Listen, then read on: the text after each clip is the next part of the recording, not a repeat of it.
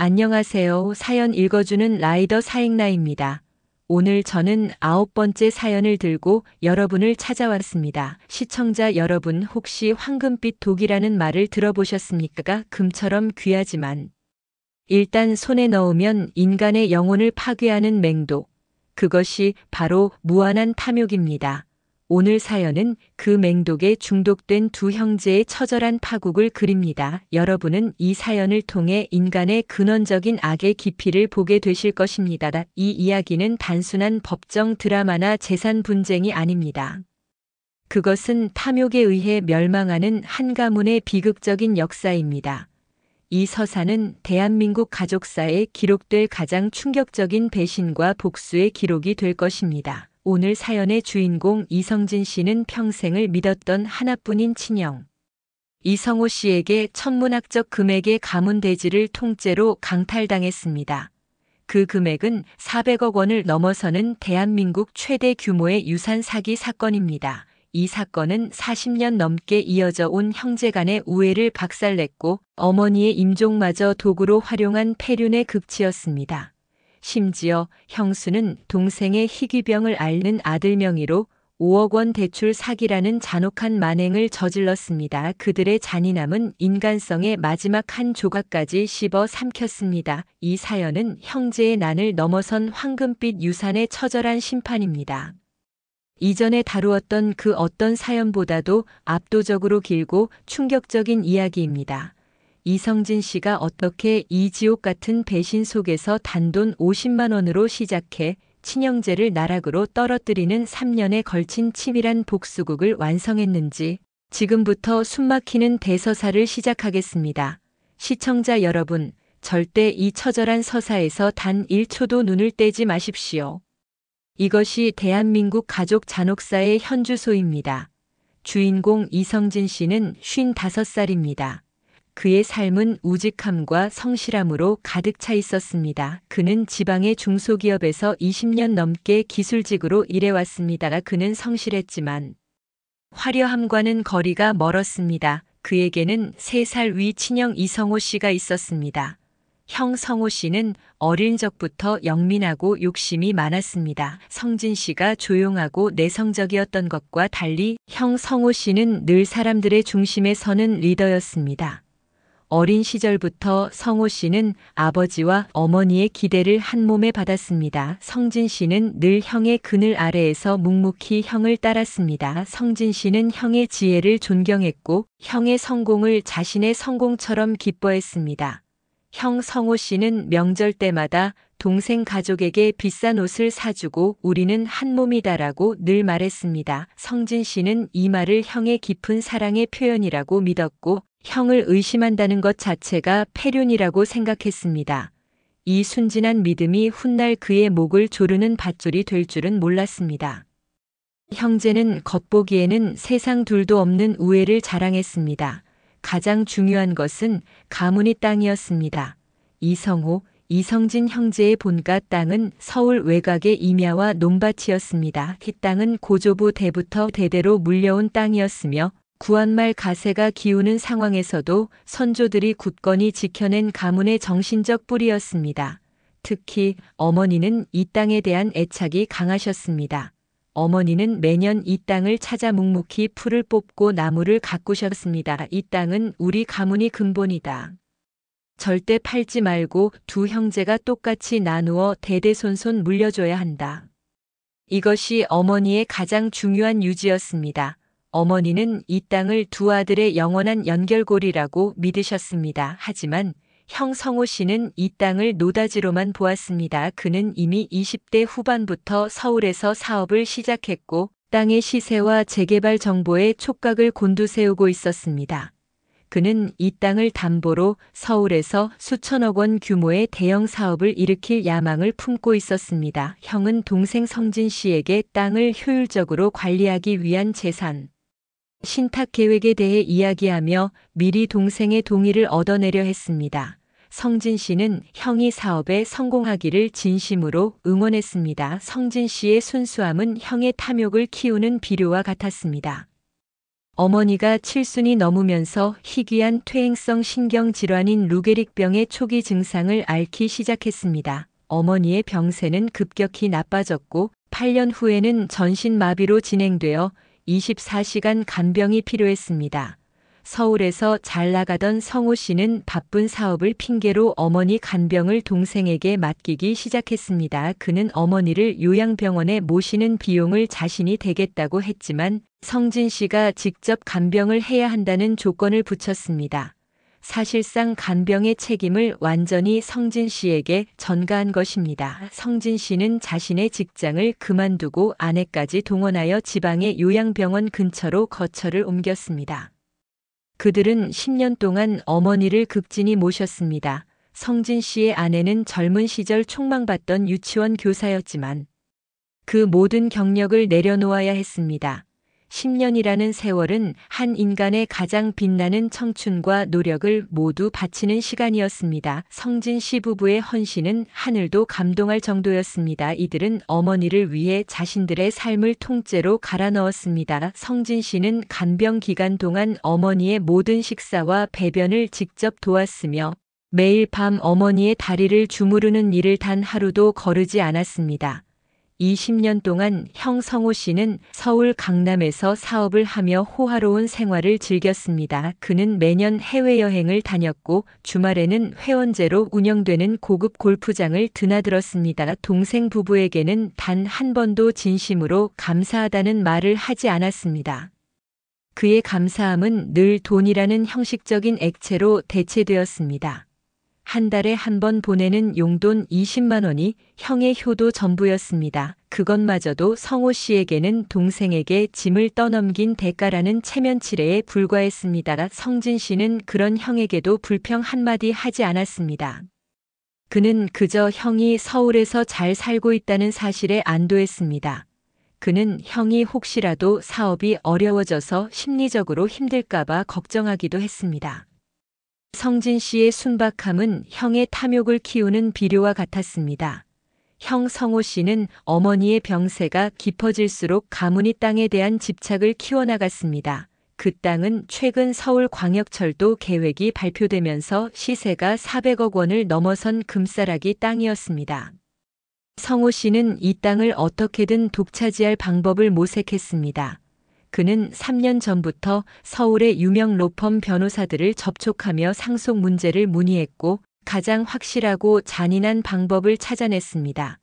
그것은 바로 유언 대용 신탁의 변형과 사전재산 포기 각서를 활용하는 것이었습니다. 이 방법은 상속 개시 전에 모든 권리를 박탈하는 가장 치밀한 범죄 설계였습니다. 형 성호 씨는 이미 어머니 명의의 땅에 대해 신탁 계약을 추진했습니다. 그는 어머니가 의식이 온전치 못할 때 어머니의 지장을 미리 받아 신탁계약서 일부를 위조했습니다.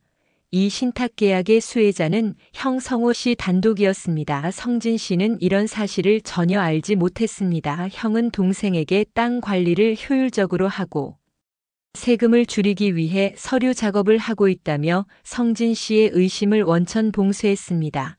성진 씨는 형의 말을 철석같이 믿었습니다. 그의 눈에는 형에 대한 존경과 신뢰만이 가득했습니다.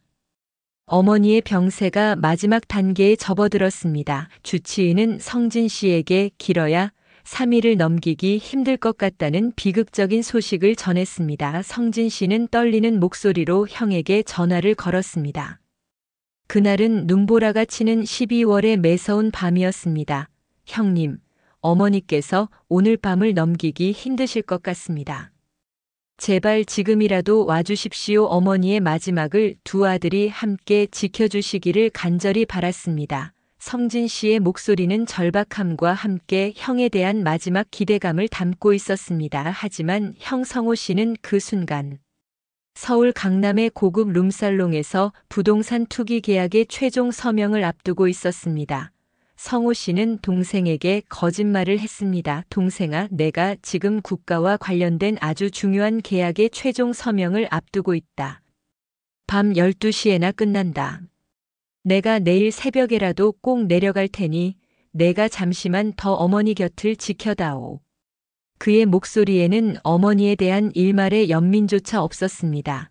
오직 돈과 계약만이 그의 머릿속을 지배하고 있었습니다. 성호 씨는 이 통화로 자신이 서울에 있었음을 증명하는 완벽한 알리바이를 만들려 했습니다. 하지만 형 성호 씨는 동생과의 통화가 끝난 지 30분 후 자신의 개인 변호사와 매수된 공증인을 매수하여 어머니가 계신 요양병원으로 비밀리에 이동했습니다. 성호 씨는 자신의 고급 외제차를 병원 뒷문 쪽으로 우회시켜 아무도 모르게 잠입했습니다.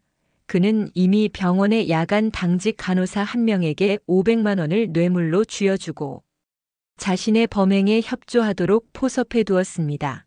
성진 씨는 형의 말을 철석같이 믿고 잠시 화장실에 들렀다가 어머니께 가져다 드릴 따뜻한 물을 뜨러간 5분이라는 짧은 시간을 형은 놓치지 않았습니다. 형은 간호사가 병실 입구를 비운 그 순간을 놓치지 않고 병실에 들어갔습니다. 어머니는 이미 의식을 잃고 산소호흡기에 의존하며 마지막 숨을 쉬고 계셨습니다. 형 성호 씨는 냉정한 얼굴로 어머니의 지친 손을 잡았습니다. 그는 어머니에게 마지막 인사 대신 탐욕의 서명을 요구했습니다. 형 성호 씨는 미리 준비해 온 재산 포기 각서와 공증 서류를 어머니의 지친 손에 들고 억지로 지장을 찍게 했습니다. 어머니는 이미 전신마비 상태로 힘없이 누워 계셨습니다. 형은 어머니의 손가락에 인주를 묻힌 뒤 각서에 강하게 지장을 찍었습니다. 지장이 흐릿하자 그는 서류에 침을 발라 지장을 선명하게 만들었습니다. 그 침은 탐욕의 증거였습니다. 각서의 내용은 성진 씨가 10년 간병의 대가로 5천만 원 현금을 받고 상속 권리를 포기한다는 것이었습니다. 이 액수는 당시 간병인 1년치 급여에도 미치지 못하는 금액이었습니다. 형은 이 각서를 즉시 공증까지 받았습니다. 매수된 공증인은 공증 서류에 피상속인 어머니 자발적이고 명료한 의사로 서명하였음이라는 허위 사실이 기록되었습니다.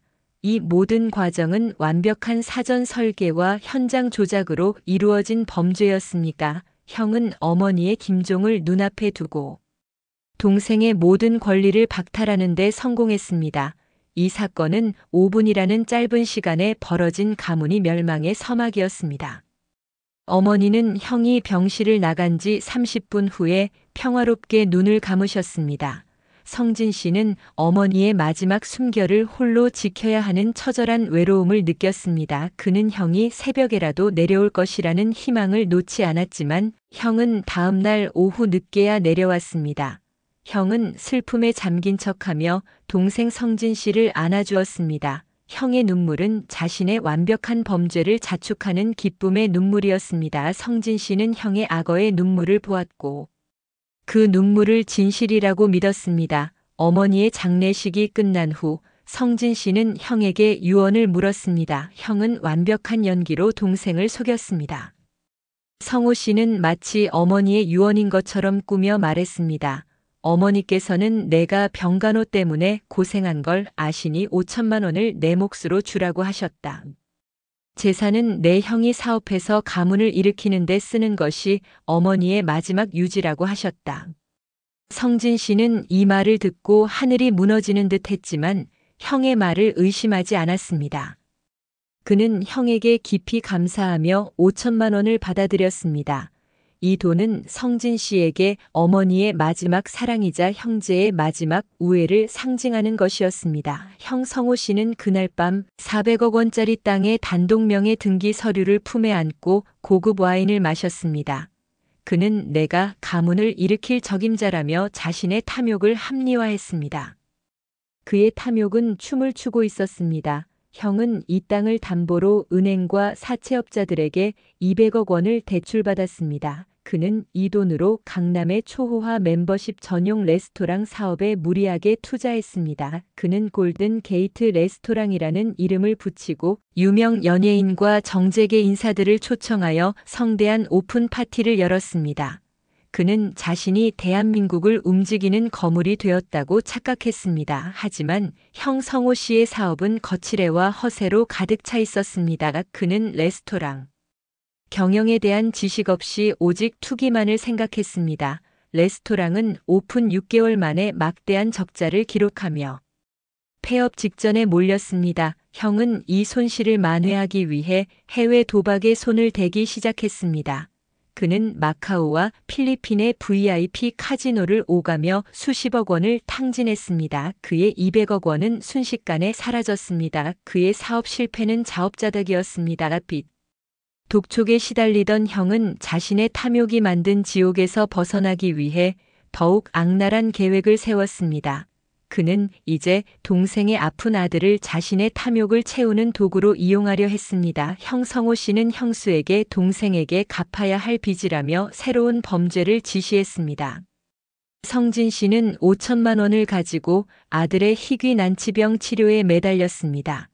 그의 아들은 베체트 증후군이라는 희귀 자가면역 질환을 앓고 있었습니다. 이 병은 온몸의 혈관에 염증을 일으켜 실명과 심각한 장기 손상을 유발하는 무서운 병이었습니다. 아들의 병원비는 하루가 멀다 하고 늘어났습니다.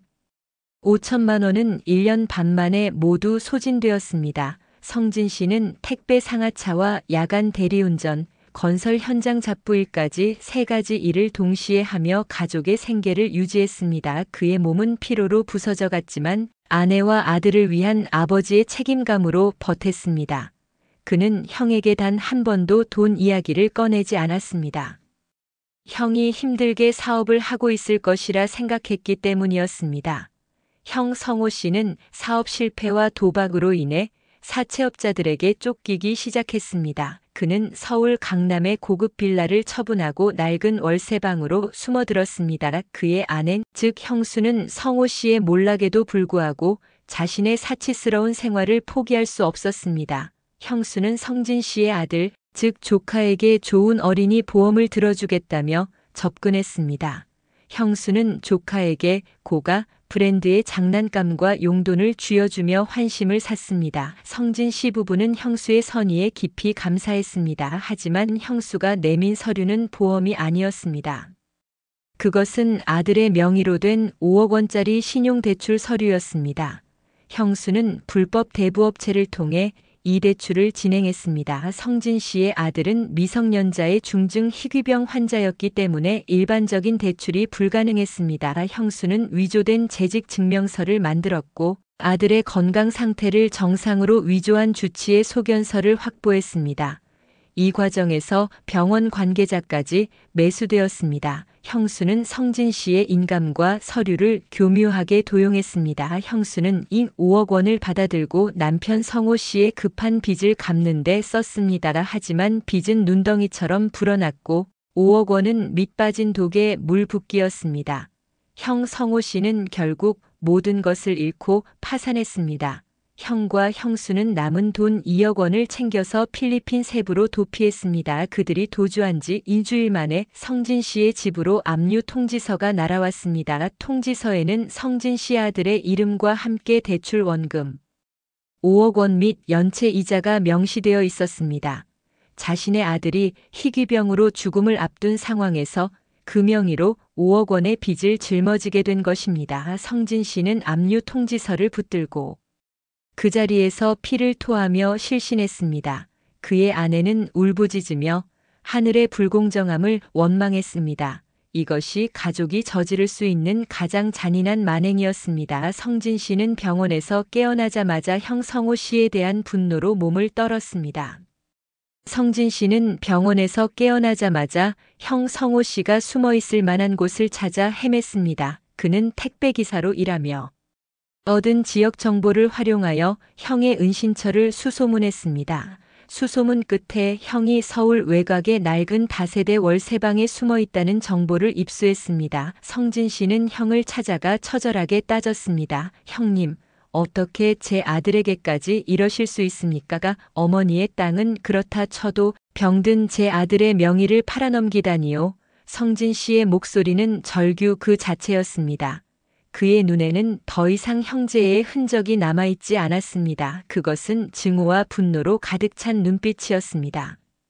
형 성호 씨는 초라한 월세방에서 성진 씨를 맞이했습니다.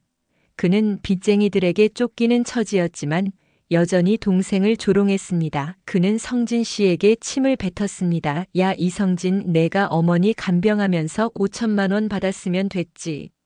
욕심이 끝이 없구나. 내 아들이 아픈 건 내 알 바 아니잖아. 그까짓 5억 원 내가 뼈 빠지게 일해서 갚아. 그리고 이 일은 가족 간의 일이야. 경찰에 신고해봐야 친족상 도래로 처벌도 못해. 조용히 넘어가자고. 성호 씨는 법률 지식을 악용하여 성진 씨를 협박했습니다. 그는 친족 간의 재산 범죄는 고소가 어렵다는 점을 알고 있었습니다. 이 말을 들은 성진 씨는 심연의 냉정함을 되찾았습니다. 그는 형이 자신을 이용가치만 있는 도구로 여겨왔다는 것을 최종적으로 깨달았습니다. 성진 씨는 형에게 최후의 기회를 주었습니다. 형님, 지금이라도 어머니 산소에 가서 용서를 구하십시오. 그리고 아들에게 진심으로 사과하십시오. 모든 것을 되돌려 놓을 기회를 드리겠습니다. 형은 코웃음을 치며 소주병을 집어 던졌습니다. 성진 씨는 그날부터 피해 복수를 다짐했습니다. 그의 눈은 타오르는 증오의 화신으로 변했습니다. 그는 복수가 자신의 유일한 생존 이유임을 깨달았습니다. 성진 씨는 주머니에 남은 단돈 50만 원을 들고 다시 거리로 나왔습니다. 그는 아내와 아들을 서울의 작은 단칸방에 남겨두고 지하철역, 노숙자 쉼터와 시간제 PC방을 전전하며 복수를 위한 정보를 모으기 시작했습니다. 그는 인터넷을 뒤져 유산 상속, 부동산 사기, 친족상 도래에 관한 모든 법률 지식을 밤새워 습득했습니다. 그의 복수는 무지몽매한 분노가 아닌 치밀하게 계산된 정의 실현이 되어야 했습니다. 그는 복수 계획서를 작성하며 잠을 줄였습니다. 성진 씨는 우연히 인터넷 커뮤니티에서 어머니의 옛 친구이자 대한민국 굴지의 대형 건설사 법률 자문을 맡았던 퇴임 변호사 강태호 씨의 존재를 알게 되었습니다. 강 변호사는 은퇴 후 시골 마을에서 조용히 살고 있었지만 정의 구현에 대한 열정은 남아있는 사람이었습니다. 성진 씨는 가진 돈 50만 원 중 40만 원을 털어 강 변호사가 사는 시골 마을로 내려갔습니다. 그는 12시간 동안 시골 버스를 타고 이동했습니다.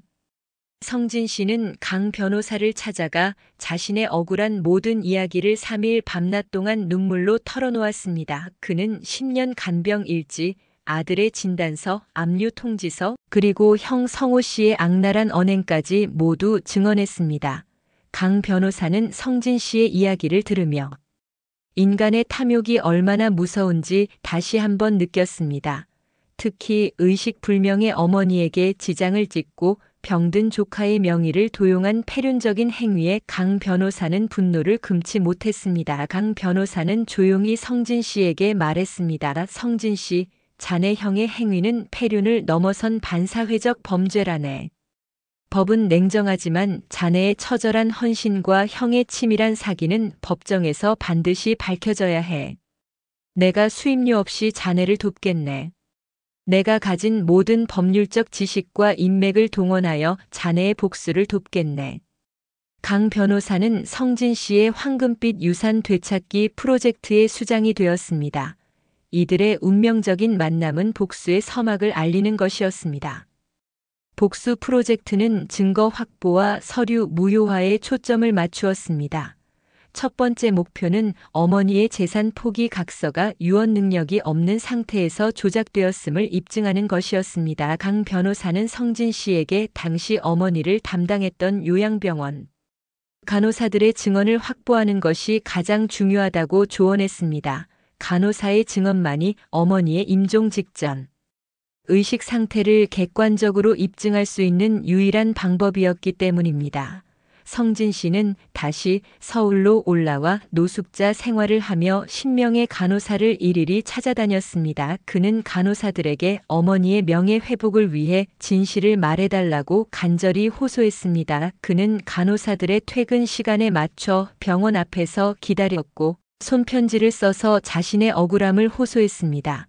처음에는 모두 돈 문제에 연루될까 두려워 입을 닫았습니다. 하지만 성진 씨의 눈물과 절박함에 한 간호사가 마음을 열었습니다. 주간 간호사였던 김미경 씨는 형 성호 씨가 밤 11시에 병실에 침입했고 자신에게 거액의 뇌물을 주며 어머니의 의식 상태를 맑음으로 조작해달라고 요구했던 사실을 용기 있게 폭로했습니다. 그녀는 양심의 가책을 느꼈다고 고백했습니다.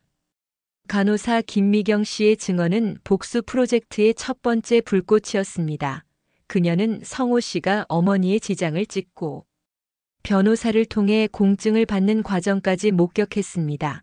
그녀는 심지어 자신이 받은 뇌물 일부인 500만 원을 죄책감 때문에 쓰지 못하고 통장 속에 보관하고 있었습니다. 이 뇌물 입금 기록과 간호사의 증언은 법정에서 성호 씨의 범죄를 입증하는 결정적인 물증이 될 것이었습니다. 강 변호사는 이 증언과 물증을 바탕으로 어머니의 재산 포기 각서가 사회 행위임을 입증할 준비를 마쳤습니다. 이로써 400억 원짜리 땅에 대한 상속 무효 소송의 승소 가능성이 크게 높아졌습니다. 두 번째 목표는 해외로 도피한 형수와 형의 공모 사실을 밝혀내는 것이었습니다. 강 변호사는 성진 씨에게 유능한 사설 탐정인 정의의 헌터 박철민 탐정을 소개해 주었습니다. 성진 씨는 남은 10만 원을 모아 박 탐정에게 착수금 명목으로 전달했습니다. 박 탐정은 필리핀 세부로 도피한 형수를 끈질기게 추적하기 시작했습니다. 형수는 세부의 초호화 리조트에서 남은 돈 2억 원으로 사치스러운 생활을 즐기고 있었습니다. 탐정은 형수가 현지에서 사치스러운 생활을 하고 있다는 사진과 동영상을 확보하는 데 성공했습니다. 형수가 명품 쇼핑을 하고 개인 요트를 빌려 즐기는 모습은 법정에서 죄책감 없는 범죄자의 이미지를 각인시키는데 결정적일 것이었습니다. 더 중요한 것은 금융거래 추적이었습니다. 아들 명의로 대출된 5억 원이 어떻게 형수에게 흘러갔는지 입증해야 했습니다. 강 변호사는 금융정보분석원 FIU에 자금 추적을 요청하는 법률 서류를 제출했습니다. 탐정은 형수 명의의 대포폰 통화 내역과 해외 자금 이동 경로를 추적했습니다. 마침내 탐정은 결정적인 증거를 찾아냈습니다. 아들 명의로 대출된 5억 원 중 2억 원이 형 성호 씨의 개인명의 해외 비밀 계좌를 거쳐 필리핀으로 송금되었다는 금융 기록이었습니다. 이로써 형 성호 씨는 부동산 사기뿐만 아니라 아들 명의 대출 사기의 주범이자 공범임이 명백하게 드러났습니다. 강 변호사는 이 증거를 통해 친족상도례의 적용을 완전히 배제했습니다. 왜냐하면 사기 피해자가 형제가 아닌 미성년자인 아들이라는 제3자가 명확히 존재했기 때문이었습니다. 이 법률적 설계는 복수의 성공을 확신하게 만들었습니다. 강 변호사는 성진 씨에게 감정 싸움이 아닌 법률 싸움임을 재차 강조했습니다. 성진 씨 형제를 용서하지 마십시오. 하지만 증오에 사로잡혀 감정적으로 행동하지 마십시오. 우리의 목적은 정의의 심판입니다. 냉정하고 치밀해야 합니다. 복수는 차가울수록 성공합니다. 성진 씨는 변호사의 조언에 따라 모든 분노를 사귀고 복수를 차갑고 치밀하게 준비했습니다. 그는 3년이라는 긴 시간 동안 묵묵히 증거 수집과 법정 준비에 매달렸습니다. 이 기간 동안 성진 씨는 아들 명의의 빚 5억 원을 갚기 위해 하루도 쉬지 않고 일했습니다. 마침내 상속 무효 소송과 형사 고소를 위한 모든 증거가 완벽하게 준비되었습니다. 강 변호사는 법정에 제출할 서류를 준비하며 형 성호 씨의 악랄한 행위를 수십 페이지에 걸쳐 상세하게 기록했습니다. 간호사 김미경 씨의 증언, 뇌물 입금 기록, 아들의 위조된 진단서 사본, 해외 불법 송금 내역 등은 형 성호 씨를 단 하나의 변명도 할 수 없게 만들었습니다.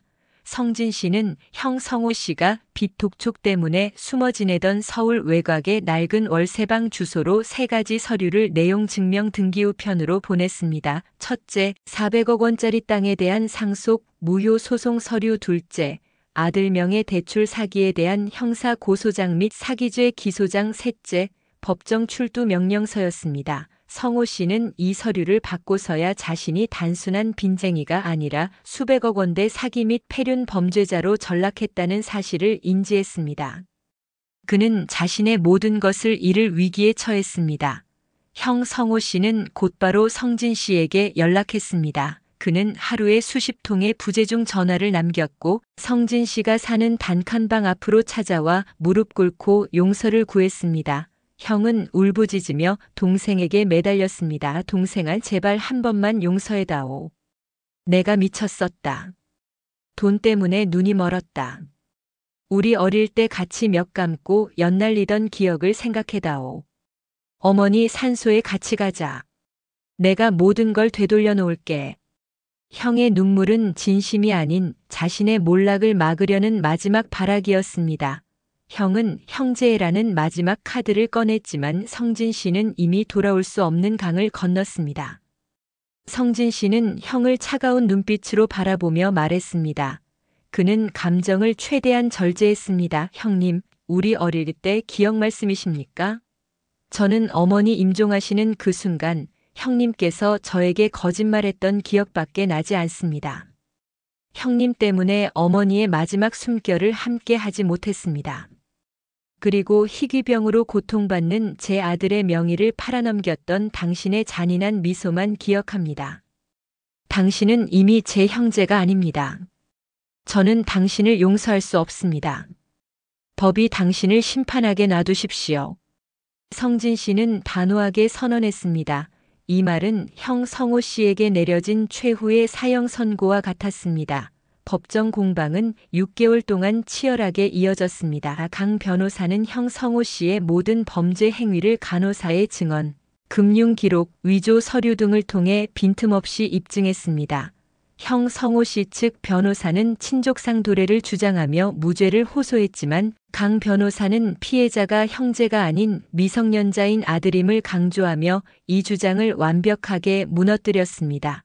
또한 어머니의 유언 능력이 없었음을 주치의 소견서와 간호사의 증언으로 입증하여 400억 원짜리 땅에 대한 재산 포기 각서를 원천 무효로 만들었습니다. 결국 법원은 성진 씨의 손을 들어주었습니다.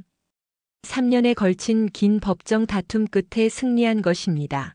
400억 원짜리 땅은 다시 형제에게 50%씩 돌아왔습니다. 200억 원이 성진 씨의 정당한 몫이었습니다. 하지만 형 성호 씨는 이미 그 땅을 담보로 수백억 원의 빚을 져놓은 상태였습니다. 성진 씨는 자신의 몫인 200억 원을 제외하고 형의 몫인 200억 원에 대해 대출 사기 피해 보상 명목으로 압류를 걸었습니다. 형의 몫은 성진 씨의 아들 병원비와 아들 명의로 대출된 5억 원을 갚는 데 사용되어야 했습니다.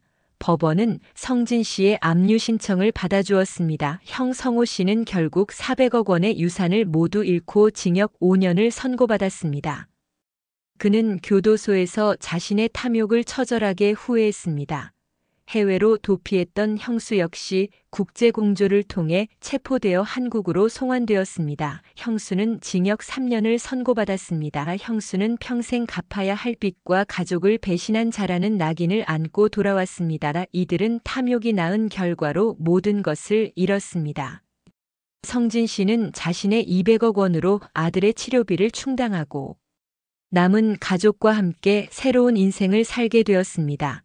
아들의 희귀 난치병 치료도 성공적으로 진행되었습니다. 그는 말했습니다. 돈은 모든 것을 무너뜨린다는 것을 깨달았습니다. 하지만 정의 역시 존재한다는 것도 깨달았습니다. 성진 씨는 200억 원을 손에 쥐었지만 40년 우애를 잃었습니다. 그는 재산 대신 영혼의 평화를 찾았다고 말했습니다. 그의 복수는 완벽한 심판이었습니다.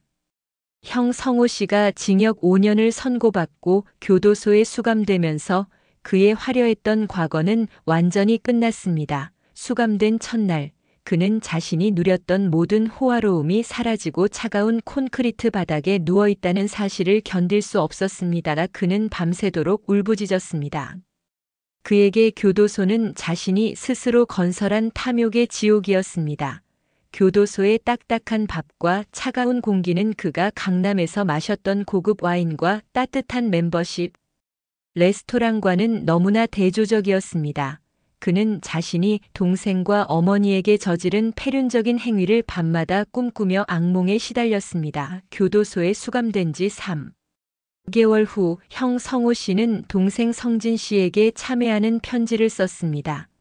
그 편지에는 10년 간병에 대한 진심 어린 사과와 아들 명의를 도용한 것에 대한 눈물 섞인 반성이 담겨 있었습니다. 하지만 성진 씨는 그 편지를 읽지 않고 변호사를 통해 반송했습니다. 성진 씨는 형의 편지가 또 다른 연기일 수 있다고 생각했고, 자신의 아들을 고통받게 한 죄는 단순한 사과로 용서받을 수 없다고 믿었습니다. 성진 씨의 마음은 이미 굳게 닫혀 있었습니다. 한편 필리핀으로 도피했던 형수도 국제 공조 수사망이 좁혀오자 더 이상 버티지 못하고 한국으로 자진 귀국했습니다. 그녀는 징역 3년을 선고받고 여자교도소에 수감되었습니다. 형수의 귀국은 언론에서도 크게 다뤄졌습니다. 병든 조카명의 도용이라는 자극적인 기사는 온 나라를 떠들썩하게 했습니다. 형수는 호화로운 리조트 생활을 했던 때와 달리 초췌하고 비참한 모습으로 포토라인에 섰습니다. 그녀의 명품 가방은 사라졌고 얼굴에는 피폐함만 남아 있었습니다. 형수가 수감된 후 그녀의 변호사는 성진 씨를 찾아와 합의금 명목으로 2천만 원을 제시했습니다. 이는 그녀가 가진 재산의 전부였습니다. 성진 씨는 합의를 거부했습니다. 돈이 문제가 아닙니다. 그 돈이 제 아들의 병원비에 단 1원도 도움이 되지 않더라도 저는 그들의 죄에 대한 법적인 심판을 끝까지 받아낼 것입니다. 성진 씨의 단호한 태도에 형수 측 변호사는 결국 합의를 포기했습니다. 성진 씨는 형과 형수가 수감된 후에도 200억 원을 손에 쥐었다는 안도감보단 자신이 잃은 가족의 신뢰에 대한 깊은 상실감을 느끼고 있었습니다. 그는 밤마다 어머니의 사진을 보며 울었습니다. 어머니의 마지막 임종을 형의 거짓말로 인해 지키지 못한 것이 성진 씨에게는 평생의 한이었습니다. 그는 자신의 복수가 정의를 실현했지만 진정한 의미의 평화는 아직 찾지 못했음을 깨달았습니다. 성진 씨는 복수를 완성했지만 그 대가로 영혼의 깊은 상처를 얻었습니다. 법정 소송이 마무리되고 성진 씨는 비로소 새로운 인생을 시작할 기회를 얻었습니다. 그에게 돌아온 200억 원 중 5억 원은 아들의 빚을 갚는 데 사용되었습니다. 나머지 금액은 아들의 베체트 증후군 치료에 전적으로 투입되었습니다. 이 병은 장기간의 집중 치료가 필요한 난치병이었기에 200억 원이라는 자금은 아들의 생명을 살리는 생명수와 같았습니다. 성진 씨는 가장 먼저 희귀 난치병 전문 병원으로 아들을 옮겼습니다. 아들은 1년 동안 고강도 면역 치료와 첨단 약물 치료를 병행했습니다. 성진 씨 부부는 아들의 병실 곁을 단 한순간도 떠나지 않았습니다. 병실 침대 옆에서 성진 씨는 아들에게 아빠가 세상을 살며 배운 모든 지혜를 들려주었습니다. 그것은 정직함, 인내심, 그리고 타인을 용서하는 마음에 대한 이야기였습니다. 아들의 병세는 기적적으로 호전되기 시작했습니다. 6개월 후 실명 위기에 놓였던 아들의 시력이 돌아왔고 온몸에 퍼져 있던 염증 수치도 급격히 떨어졌습니다. 1년 후 주치의는 베체트 증후군 완치에 가까운 성공적인 치료 결과를 선언했습니다. 성진 씨 부부는 그 자리에서 끌어안고 오열했습니다. 그들의 헌신적인 사랑과 잃어버린 줄 알았던 재산이 기적을 만들어낸 것입니다. 성진 씨에게 200억 원은 돈이 아닌 아들의 생명 그 자체였습니다. 성진 씨는 치료가 끝난 후 아내에게 10년 동안의 헌신적인 간병에 대한 보상으로 아내 명의의 작은 건물을 사주었습니다. 아내는 눈물을 흘리며 거절했지만 성진 씨는 당신의 희생이 없었다면 오늘의 우리도 없었을 것입니다. 이것은 당신의 몫입니다. 라며 아내에게 감사를 표했습니다. 이들의 부부애는 시련을 통해 더욱 단단해졌습니다. 성진 씨는 돈으로 인한 불행을 경험했기에 재산 관리에 더욱 신중했습니다. 그는 황금빛 독이 다시 가족을 위협하는 것을 원치 않았습니다. 그는 남은 재산을 전문 자산 관리인에게 맡기고 자신은 다시 일상의 소중함으로 돌아갔습니다. 그는 예전에 일했던 중소기업의 기술 자문 역할을 맡아 소박하지만 보람찬 삶을 시작했습니다. 돈을 쫓기보다는 자신의 기술과 노력으로 가치를 창출하는 삶이 그에게는 진정한 행복이었습니다. 성진 씨의 삶은 탐욕은 파멸을 낳지만 진정한 노력은 구원을 낳는다는 교훈을 보여주었습니다. 성진 씨에게 돌아온 200억 원의 사용은 매우 신중했습니다. 그는 아들의 치료비와 아내의 보상 외에도 나머지 돈을 어떻게 쓸지 깊이 고민했습니다. 그는 이 돈이 어머니의 임종 앞에서 형이 저지른 폐륜의 결과물이라는 사실을 잊지 않았습니다. 이 돈에는 무거운 책임감이 담겨 있었습니다. 성진 씨는 이 돈으로 베체트 증후군을 앓는 다른 환자들을 돕기 위한 재단을 설립했습니다. 그는 재단의 이름을 황금빛 희망 재단이라고 명명했습니다. 이 재단은 희귀 난치병 환자의 치료비를 지원하고 성진 씨처럼 간병으로 인해 고통받는 가족들을 돕는 것을 목표로 했습니다. 성진 씨는 자신의 아픔을 타인을 돕는 희망의 발판으로 삼았습니다. 그는 재단의 이사장직을 맡아 직접 봉사활동에 참여했습니다. 가장 큰 고민은 가문이 땅 400억 원 문제였습니다. 형 성호 씨의 지분 200억 원은 압류되었고 이 돈은 아들의 비탄감과 성진 씨의 피해 보상으로 사용되었습니다. 성진 씨에게 남은 것은 자신의 몫인 200억 원 상당의 땅 지분이었습니다. 강 변호사는 성진 씨에게 이 땅을 팔아 안전 자산으로 바꾸라고 조언했습니다. 하지만 성진 씨는 이 땅을 팔지 않기로 결정했습니다. 이 땅은 어머니의 가문의 근본이라는 유지가 담긴 곳이었습니다. 그는 이 땅을 탐욕의 증거가 아닌 어머니의 사랑과 희생의 상징으로 보존하기로 했습니다. 성진 씨는 이 땅에 어머니의 묘소를 조성하고 주변 임야를 정비하여 기념 공원을 만들었습니다. 그는 이 땅을 사적인 재산이 아닌 가족의 정신적 유산으로 영원히 남기고자 했습니다. 성진 씨는 땅의 일부를 기부하여 지역 사회에 환원하는 방안도 추진했습니다. 그는 그 땅에 작은 도서관을 짓고 이 땅은 탐욕이 아닌 나눔으로 지켜져야 한다는 메시지를 새긴 비석을 세웠습니다. 이 결정은 언론을 통해 알려지면서 성진 씨는 탐욕의 시대에 정의를 실현한 인물로 존경받게 되었습니다. 성진 씨의 행동은 돈의 가치를 재정립하는 깊은 울림을 주었습니다. 그는 물질적인 부유함보다 정신적인 풍요를 택했습니다. 복수의 여정이 마무리된 지 1년 후 성진 씨는 강태호 변호사가 사는 시골 마을을 다시 찾았습니다. 강 변호사는 이미 지병으로 인해 건강이 많이 약해져 있었습니다. 성진 씨는 강 변호사에게 그동안의 일들을 자세히 보고했습니다. 아들의 완치 소식, 재단 설립, 그리고 가문의 땅을 기부하기로 한 결정까지 모두 전했습니다. 강 변호사는 성진 씨의 이야기를 듣고 깊이 감동했습니다. 그는 성진 씨의 손을 잡고 말했습니다. 성진 씨, 자네는 탐욕에 의해 무너졌던 가문을 스스로의 힘으로 구원했네. 자네의 복수는 단순한 형벌이 아닌 가문의 명예를 회복한 정의로운 심판이었어. 이제 자네에게 남은 것은 진정한 평화뿐이네. 강 변호사의 얼굴에는 만족감과 평온함이 가득했습니다. 성진 씨는 강 변호사에게 마지막 질문을 던졌습니다. 변호사님, 저는 형님을 용서해야 할까요? 밤마다 어머니의 임종을 생각하면 분노가 치밀어 오릅니다. 제 아들에게 빚을 지게 한 형을 제가 정말 용서할 수 있을까요? 성진 씨의 목소리는 여전히 흔들리고 있었습니다. 강 변호사는 잠시 침묵한 후 대답했습니다. 용서란 형제를 위해 하는 것이 아니라 자네 자신을 위해 하는 것이네. 자네가 형을 용서하지 못한다면 형에 대한 분노가 자네의 남은 삶까지 지배하게 될 걸세. 복수는 끝났지만 증오는 스스로에게 독이 된다네. 자네가 증오를 버리고 평화를 얻을 때 비로소 어머니의 진정한 유언을 완성하는 것이라네. 자네의 복수는 이미 정의를 실현했지만 용서는 자유를 가져다 줄 것이네. 성진 씨는 강 변호사의 말을 듣고 눈물을 흘렸습니다.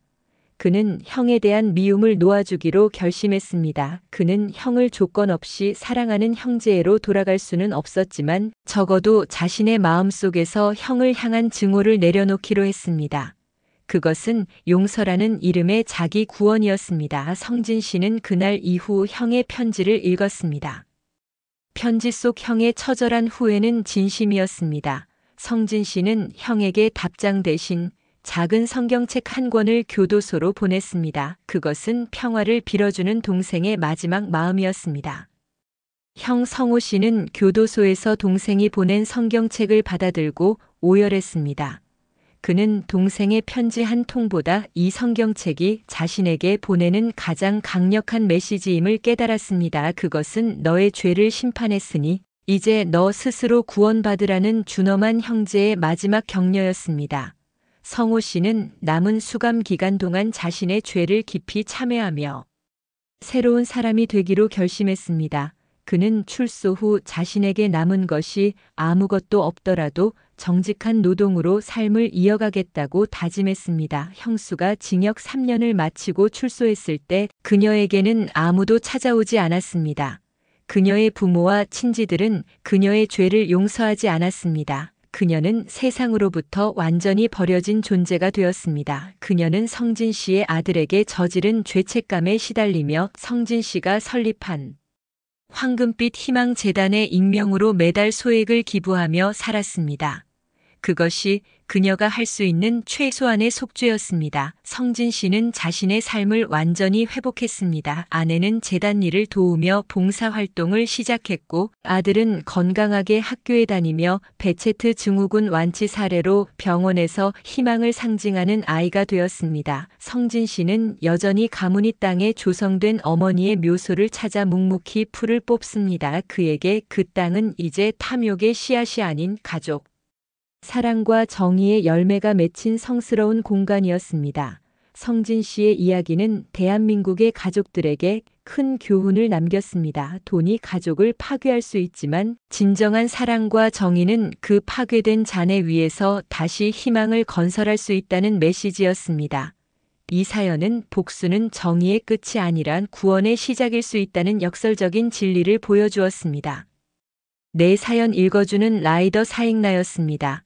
오늘 사연은 친형제의 처절한 황금빛 유산 싸움, 탐욕이 빚어낸 가문이 비극, 그리고 이를 극복한 인간 승리의 대서사시였습니다. 시청자 여러분의 마음은 어떠십니까?